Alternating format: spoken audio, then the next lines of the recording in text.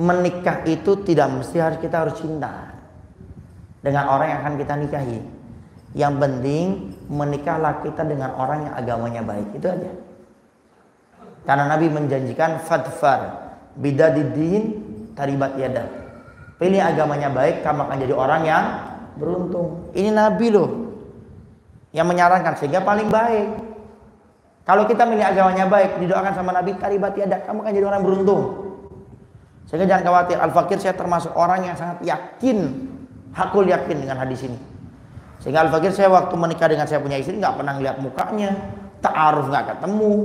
Saya pertama kali ketemu saya punya istri setelah saya mengucapkan qabiltu tajwijah wa nikaha bil mahril madkur, saya dibawa sama saya punya mertua abi saya ketemu dengan saya punya istri. Itu pertama kali saya ngelihat, pertama kali saya mendengarkan suaranya, pertama kali ngobrol. Alhamdulillah sekarang saya nikah sudah 6 tahun mau 7 tahun ini, saya sudah punya anak 4. Alhamdulillah. Tadinya 6 tahun pengennya punya anak 6 gitu. Cuma gara-gara Allah baru dikasih 4. Ya. Jadi tidak usah kita itu, oh saya belum cinta, saya belum senang. Selama kita niat nikah karena Allah, menjalankan sunnah Nabi, cinta akan muncul sendiri.